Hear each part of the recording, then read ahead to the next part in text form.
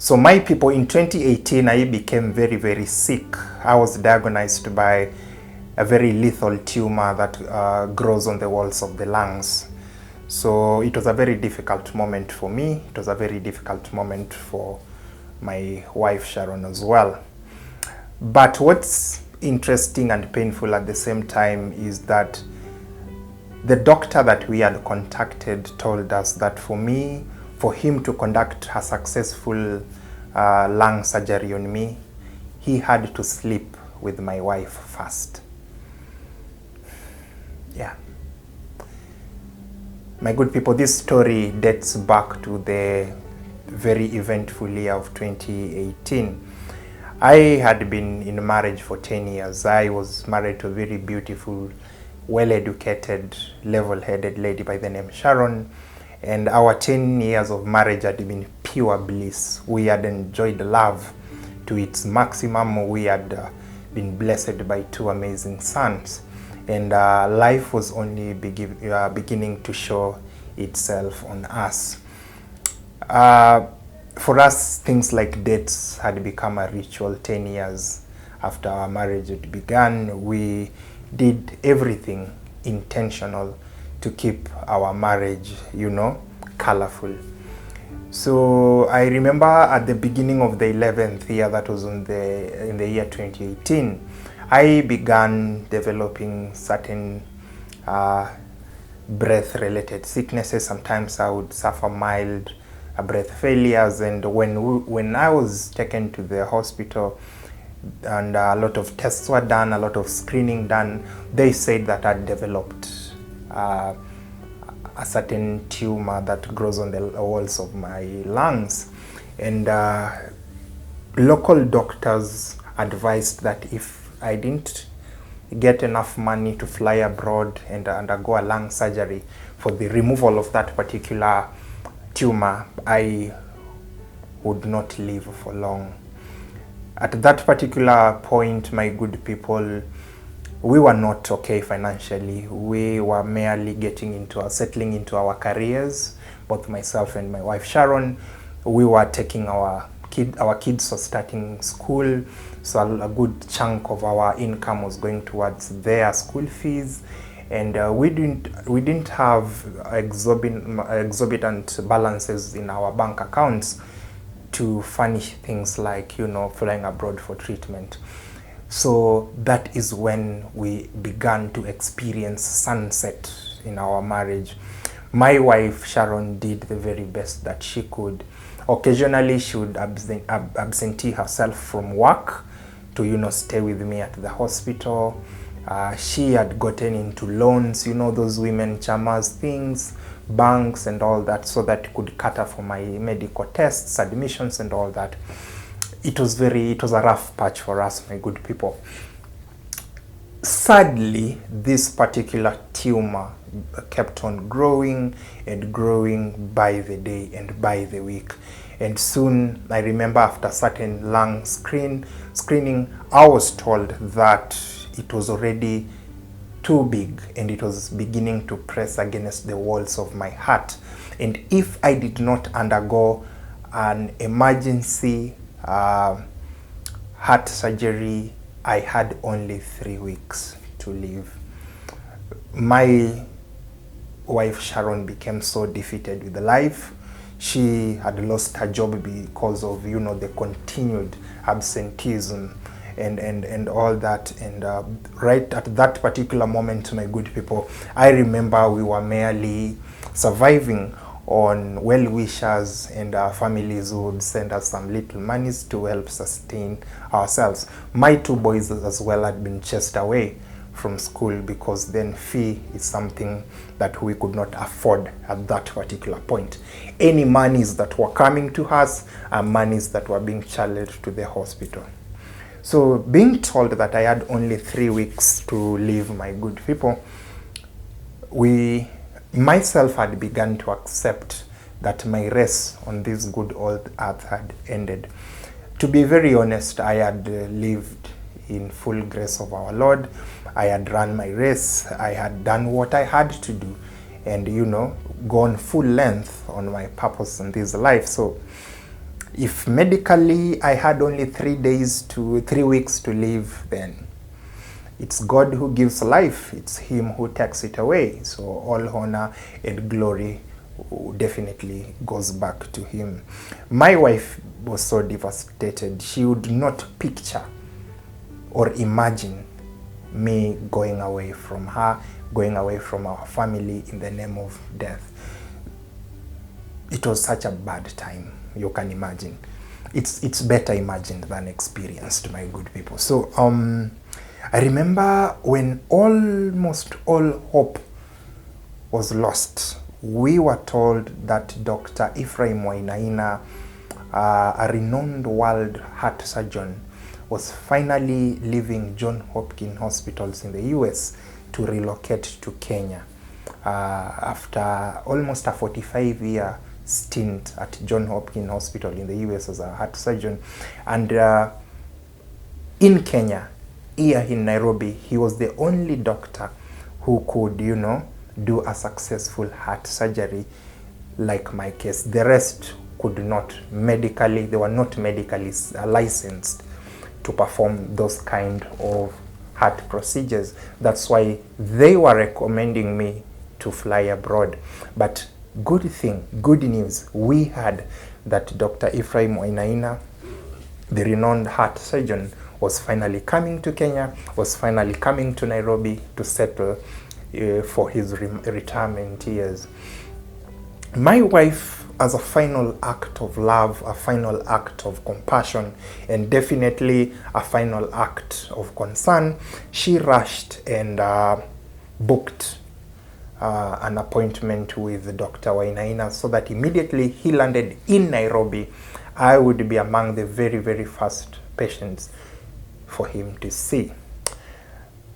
One fun fact about Dr. Wainaina, my good people, is that he had a 90% success rate on all his surgeries. And he was also known not to give attention to patients who did not have money or patients who could not afford his services. So as much as we were rushing to book him, immediately he came back to Kenya, we knew too well that our chances of catching his attention were almost zero because we did not have that money. But a man has to try. A man has to do what he has to do. I mean, there is honor in trying as opposed to not to try for the fear of failure. So my good people, we successfully booked Wainaina. And I remember after what seemed like 7-8 days, we were told that he was in Kenya, and we were part of the people who were lined, top 5 patients who were lined to see him. Because I was not financially able to sustain or to continue sustaining my presence or my stay in local hospitals in Nairobi, Dr. Wainaina had to come to the house where we used to live to come and do his medical examinations and test on me. I remember that morning when he came, my wife was very excited. My wife was filled with hope that this particular doctor was going to redeem my life on this earth. All our hopes to continue living as a family was with Dr. Ephraim Wainaina. And I remember he came, he was welcomed well. My sons were excited that finally there was somebody who was going to restore life to their daddy. The good old Dr. Wainaina, 62 years, well-experienced medical doctor with a global experience in surgery, having practiced in one of the best hospitals globally when it comes to heart surgery. It was such an honor and a privilege to have this particular doctor at our residence. And he did his tests, and shockingly, he told us that effective immediately, if we could not do that surgery, then we should avoid doing or having or making any long-term plans with my life, because according to him, I had only 1.5 weeks to live. The tumor had completely damaged the heart, and if it was not removed as soon as immediately. So I remember my wife pleading with him, begging him not to let me die, and he told us that that particular procedure was to the tune of around 7 million shillings. My good people, 7 million shillings. For us to raise even 5 million shillings through church fundraising, family fundraising, friends fundraising, and all that, it was going to take a cool 5 months. What about 7 million shillings? All hope was lost. I remember my wife Sharon, following him and begging him, telling him that immediately after this particular surgery and through its success, we were going to do everything humanly possible to offset this debt. So long as me, Socrates, I was going to stand on my feet, then everything was going to be okay. Dr. Wainaina refused. Dr. Wainaina said that no, it was not going to be possible. I had to pay 7 million. My family had to figure out where 7 million shillings was going to come from, my good people. His argument for refusing, his refusal was very correct, because he said patients who are treated on the promise of paying after never pay. Once they are treated, they become okay, they become dodgy, they start running away with their families. So he had experienced all that in his 45 years of practice, and at no particular point in time was he going to do that mistake of conducting a surgery, especially a heart surgery, on the promise of being paid afterwards. My wife Sharon did not give up hope. She continued visiting this guy, calling him, begging him, kneeling before him. Sharon really wanted me not to die. My wife wanted me back. So I later learned that Ephraim gave her an offer. If she would agree to go to bed with him, if she would agree to sleep with this 62-year-old doctor, then he was going to do this surgery for free. That was not an option. We were staunch Adventists. Things like extramarital affairs were a no-no, and things like that. But this was a dilemma for this beautiful wife of mine. If she does not sleep with the doctor, I lose my life in 1.5 weeks. If she goes to bed with this old doctor, the doctor saves my life. The die was cast.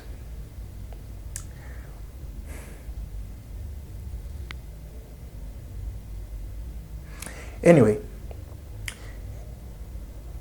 fast forward, the surgery was done. The tumor was removed from the walls of my lungs, and I began my recovery journey. It took Sharon a lot of willpower and pain to finally tell me what had truly happened.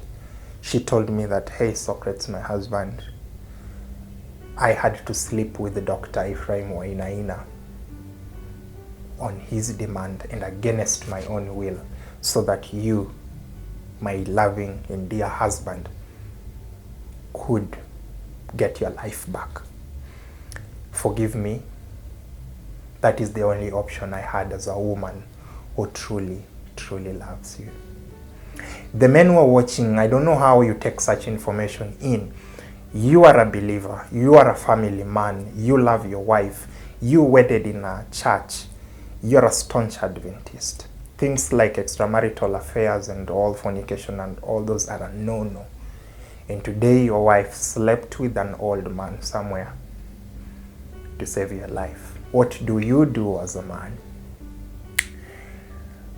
That doctor, much as he had saved my life, he had seen my wife's nakedness. He had seen my wife's womanhood, something that was meant for my eyes only. He had known my wife.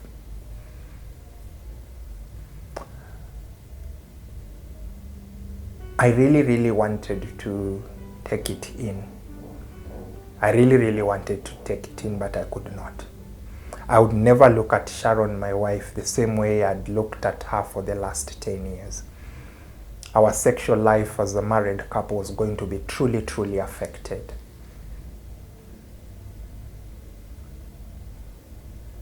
We agreed to go separate ways so that we would not live with that animosity between us.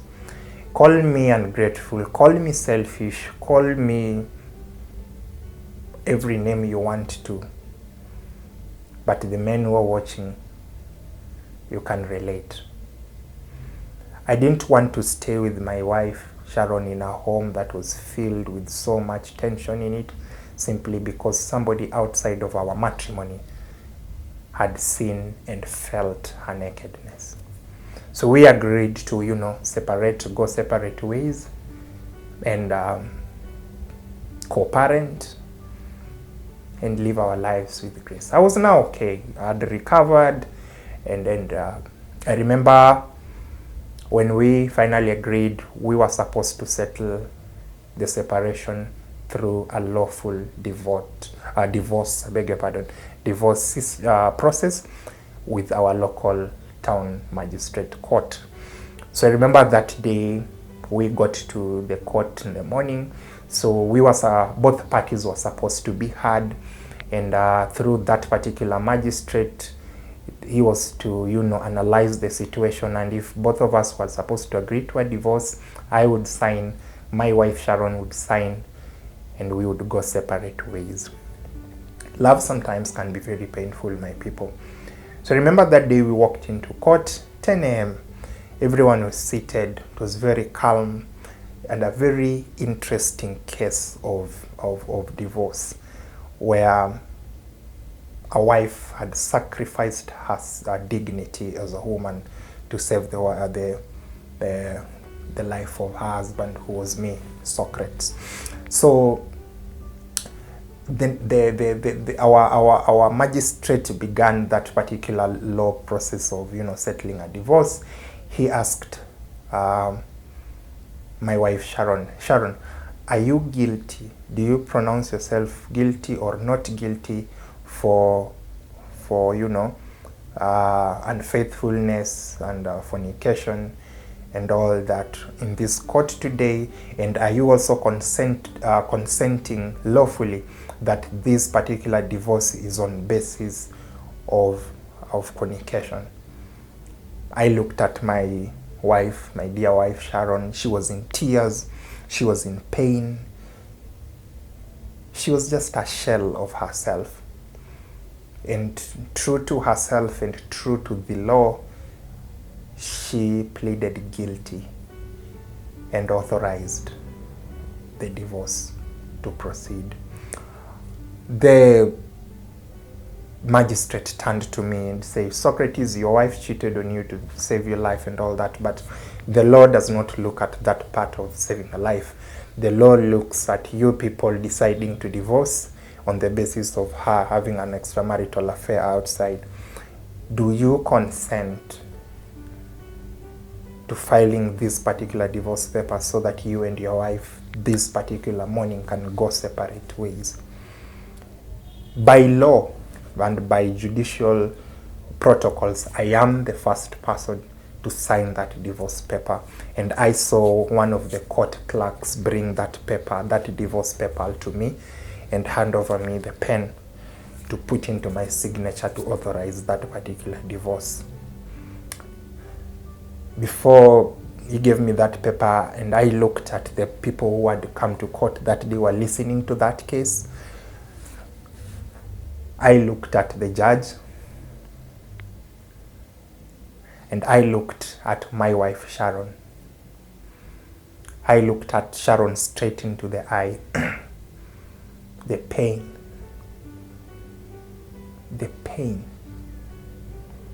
that were the tears that were coming out of her eyes.